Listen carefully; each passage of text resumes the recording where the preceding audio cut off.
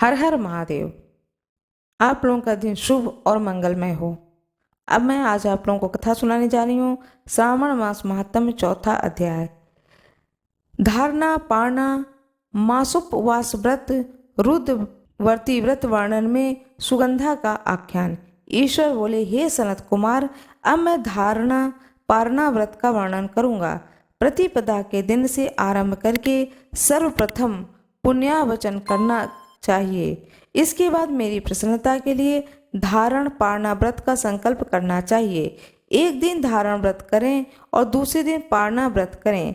धारणा में उपवास तथा पारणा में भोजन होता है। श्रावण मास के समाप्त होने पर सबसे पहले पुण्यावाचक कराना चाहिए। इसके बाद हेमानद आचार्य तथा अन्य ब्राह्मणों का वर्णन करना चाहिए। तत्पश्चात पार्वती तथा शिव की स्वर्ण निर्मित प्रतिमा को जल से भरे हुए कुंभ पर स्थापित कर रात में भक्ति पूर्वक पूजन करना चाहिए तथा पुराण श्रवण आदि के साथ रात भर जागरण करना चाहिए। प्रातः काल अग्नि स्थापन करके विधि पूर्वक होम करना चाहिए। त्र्यंबकम इस मंत्र से तिल मिश्रित भात की आहुति डालनी चाहिए। उसी प्रकार शिव गायत्री मंत्र से धृत मिश्रित भात की आहुति डालें और पुनः पंचाक्षर मंत्र से खीर की आहुति प्रदान करें। तदंतर पूर्ण आहुति देकर होम शेष का समापन करें। इसके बाद में ब्राह्मणों को भोजन कराना चाहिए तथा साथ ही आचार्य की पूजा करनी चाहिए। हे महाभाग, इस प्रकार से उद्यापन संपन्न करके मनुष्य ब्रह्म हत्या आदि पातकों से मुक्त हो जाता है, इसमें कोई संदेह नहीं है। अतएव इस महाव्रत को अवश्य करना चाहिए। हे मुने, अब श्रावण मास में उद्यापन विधि को आदर पूर्वक सुनिए। प्रतिपदा के दिन प्रातः काल इस व्रत का संकल्प करें। स्त्री हो या पुरुष मन तथा इंद्रियों को नियंत्रित करके इस व्रत को करें। अमावस्या तिथि को लोक का कल्याण करने वाले वृषध्वज शंकर की अर्चना षोडश उपचारों से करें। तदंतर अपनी सामर्थ्य के अनुसार वस्त्र तथा अलंकार आदि से ब्राह्मणों का पूजन करें, उन्हें भोजन कराएं तथा प्रणाम करके विदा करें। इस प्रकार से किया गया मास उपवास व्रत मेरी प्रसन्नता करने वाले होते हैं। शरद कुमार, मनुष्यों को सभी सिद्धियां प्रदान करने वाले लक्ष्य संख्या परिमित रुद्रावर्ती व्रत के विधान को सावधान होकर सुनिए। अत्यंत आदर पूर्वक कपास के 11 तंतुओं से बत्तियां बनानी चाहिए। वे रुद्रवर्ती नाम वाली बत्तियां मुझे प्रसन्न करने वाली हैं। मैं श्रावण मास में भक्ति पूर्वक D1 के देव गौरीपति महादेव का इन 1 लक्ष संख्या वाली बत्तियों से नीराजन करूंगा। इस प्रकार श्रावण मास के प्रथम दिन विधि पूर्वक संकल्प करके प्रतिदिन शिवजी का पूजन कर 1000 बत्तियों से नीराजन करें और अंतिम दिन 71,000 बत्तियों से नीराजन करें, अथवा प्रतिदिन 3000 बत्तियां आदर पूर्वक अर्पण करें और अंतिम दिन 13,000 बत्तियां समर्पित करें, अथवा एक दिन सभी 1,00,000 बत्तियों को मेरे समक्ष जलाएं। प्रचुर मात्रा में धृत में भिगोए जो स्निग्ध बत्तियां होती हैं वो मुझे प्रिय हैं। तत्पश्चात मुझ विश्वेश्वर का पूजन करके कथा श्रवण करें।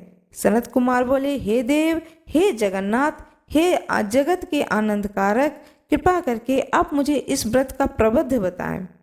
हे प्रभु, इस व्रत को सर्वप्रथम किसने किया तथा इसके उद्यापन में क्या विधि होती है? ईश्वर बोले, हे ब्रह्मपुत्र, व्रतों में उत्तम इस रुद्रवर्ती व्रत के विषय में सावधान होकर सुनिए।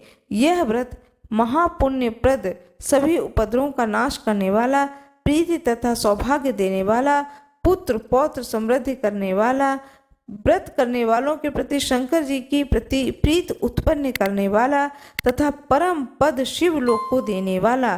तीनों लोकों में इस रुद्रवर्ती के समान कोई उत्तम व्रत नहीं है। इस संबंध में लोग यह प्राचीन दृष्टांत देते हैं। क्षिप्रा नदी के रम्य तट पर उज्जैनी नामक सुंदर नगरी थी। उस नगरी में सुगंधा नामक एक परम सुंदरी वीरांगना थी। उसने अपने संसर्ग के लिए अत्यंत दुस्सह शुल्क निश्चित किया था। 100 स्वर्ण मुद्रा देकर संसर्ग करने की शर्त रखी थी। उस सुगंधा ने युवकों तथा ब्राह्मणों को भ्रष्ट कर दिया था। उसने राजाओं तथा राजकुमारों को नग्न करके उनके आभूषण आदि लेकर उसका बहुत तिरस्कार किया था। इस प्रकार उस सुगंधा ने बहुत लोगों को लूटा था। उसके शरीर की सुगंध से कोस भर का स्थान सुगंधित रहता था। वह पृथ्वी तल पर रूप, लावण्य और कांति की मानो निवास स्थली थी। वह 6 राग 36 रागिनियों के गायन में तथा उसके अन्य बहुत से भेदों को भी गान क्रिया में अत्यंत कुशल थी। वह नृत्य में रंभा आदि देवांगनाओं को भी तिरस्कृत कर देती थी। वह अपने एक एक पग पर अपनी गति से हाथियों तथा हंसों का उपहास करती थी। किसी दिन वह सुगंधा कटाक्षों तथा भौं चालान के द्वारा काम बाणों को छोड़ती हुई क्रीड़ा करने के विचार से क्षिप्रा नदी के तट पर गई। उसने ऋषियों के द्वारा सेवित मनोरम नदी को देखा। वहां वह विप्र ध्यान में लगे हुए थे तथा कई जप में नील थे, कई शिवार्चन में रत थे, कई विष्णु के पूजन में तल्लीन थे। हे महामुने, उसने उन ऋषियों के बीच विराजमान मुनि वशिष्ठ को देखा। उनके दर्शन के प्रभाव से उसकी बुद्धि धर्म में प्रवृत्त हो गई। जीवन तथा विशेष रूप से विषयों से उसकी विरक्ति हो गई। वह अपना सिर झुकाकर बार बार मुनि को प्रणाम करके अपने पांवों की निवृत्ति के लिए मुनि श्रेष्ठ वशिष्ठ जी से कहने लगी। सुगंधा बोली, हे अनाथ के नाथ, हे विपेंद्र, हे सर्व विद्या विशारद, हे योगीश, मैंने बहुत से पाप किए हैं। अतः हे प्रभु, उन समस्त पापों के नाश के लिए मुझे उपाय बताएं। ईश्वर बोले, हे सनत कुमार। उस सुगंधा के इस प्रकार कहने पर वे दीन वत्सल मुनि वशिष्ठ अपनी ज्ञान दृष्टि से उसके कर्मों को जानकर आदर पूर्वक कहने लगे। वशिष्ठ मुनि बोले, तुम सावधान होकर सुनो। जिस पुण्य से तुम्हारे पाप का पूर्ण रूप से नाश हो जाएगा, वह सब मैं तुमसे अब कह रहा हूँ। हे भद्रे, तीनों लोकों में विख्यात वाराणसी में जाओ।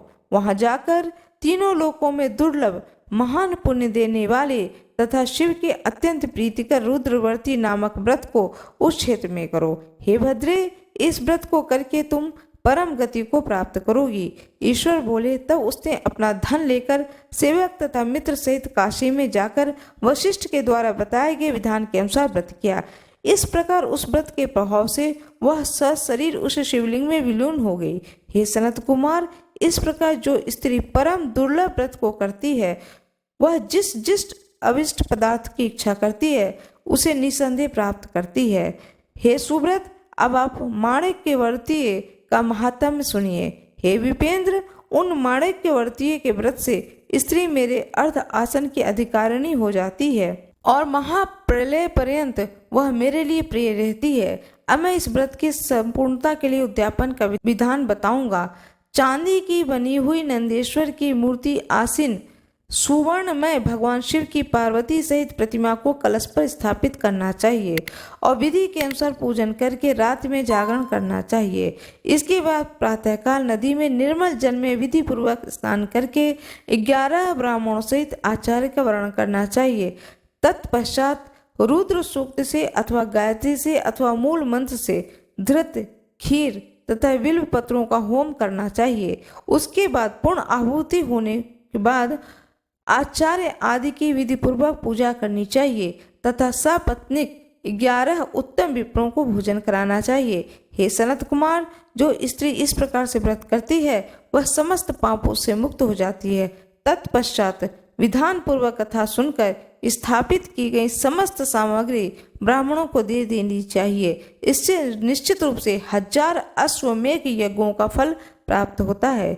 इस प्रकार श्री स्कंद पुराण के अंतर्गत ईश्वर सनत कुमार संवाद में श्रावण मास महात्म्य में धारणा, पारणा, मासोपवास, रुद्रवर्तीय कथन नामक 4था अध्याय पूर्ण हुआ।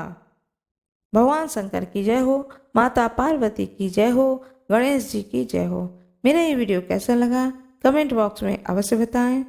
वीडियो को लाइक कर दें, चैनल को सब्सक्राइब जरूर कर दें, बेल आइकन दबाना न भूलें। धन्यवाद।